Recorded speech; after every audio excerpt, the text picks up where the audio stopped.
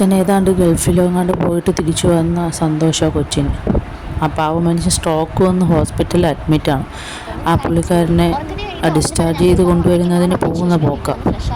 അച്ഛന് ഡയറ്റ് ആയിട്ടുള്ള ഫുഡ് മാത്രമേ കഴിക്കാൻ പറ്റുള്ളൂ. സോ 3 നേരവും ചപ്പാത്തിയാണ് കഴിക്കുന്നത്. അന്ന് ഉടനെ അച്ഛനും എനിക്കുള്ള ഫുഡ് എത്തി. ഞാനൊരു സാൻഡ്വിച്ചും അച്ഛൻ ചപ്പാത്തിയാണ് കഴിച്ചത്.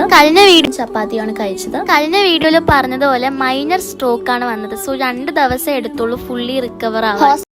ഭാഗ്യം 2 ദിവസമല്ലേ അഡ്മിറ്റ് ആയുള്ളൂ.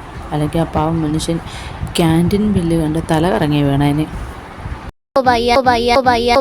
ചുടാ ഇതിനിടയിൽ ക്യൂട്ട്നെസ് നല്ലതാ, കാണിക്കാൻ പറ്റിയ സ്ഥലമേ ക്യൂട്ട്നെസ്. 2 മണി 3 മണി ആയപ്പോൾ ഞാൻ ബിരിയാണി ഓർഡർ ചെയ്ത് കഴിച്ചു. അച്ഛനും എൻ്റെ കഴിച്ചു, ചപ്പാത്തിയും കഴിച്ചു. ഇതിന്റെ എല്ലാം കഴിച്ചു, ചപ്പാത്തിയും ചപ്പാത്തി. ഇതെന്തുകൂടി കഴിച്ചു തെന്നു കഴിച്ചു. കുട്ടിക്ക് കഴിച്ചു എന്ന് മലയാളം പറയാൻ അറിയില്ല എന്ന് നമ്മൾ വിചാരിക്കണം. കഴിച്ചു, നിന്നു, വന്നു ഒന്നും കഴിച്ചുകൂടാ, കാരണം ഡയബറ്റീസ് ഉണ്ട്. സാധനം പോകുന്ന മുന്നേ ഇതായിരുന്നു എൻ്റെ കോലം. ഉണ്ടോ ഞാൻ പറഞ്ഞില്ലേ, അപ്പോൾ പോകുന്നതിന് മുന്നേ ഇതായിരുന്നു എൻ്റെ കോലം. അപ്പോൾ ഈ കൊച്ചിൻ്റെ കുടുംബത്തിൽ അടുത്തൊന്നും ആരും മരിക്കരുതേ എന്ന് ഞാൻ ആത്മാർത്ഥമായിട്ട് പ്രാർത്ഥിക്കുന്നു. കാരണം അങ്ങനെ ഒരു സംഭവം ആ കുടുംബത്തിൽ നടന്നു കഴിഞ്ഞാൽ ഈ കൊച്ചിന് ആ മരണം ആ ബോഡി തൊട്ട് അതിനെ ദഹിപ്പിക്കുന്നതും പിന്നെ അങ്ങോട്ടുള്ള ചടങ്ങും കരച്ചിലും ഒക്കെ ഇതൊരൊന്നൊന്നര വ്ളോഗായിട്ട് എടുത്തും കിടും.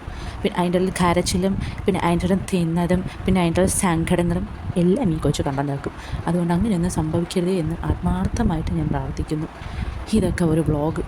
കഴിച്ചു, തിന്നു, നിന്നു, എൻ്റെ കോലം ഒക്കെ ബാഡ് ഗൈസ്. പക്ഷേ ഇതൊക്കെ കണ്ട് സപ്പോർട്ട് ചെയ്യാൻ കുറേ ആൾക്കാരുണ്ട്. സപ്പോർട്ട് ചെയ്യരുതെന്നല്ല, സപ്പോർട്ട് ചെയ്യണം.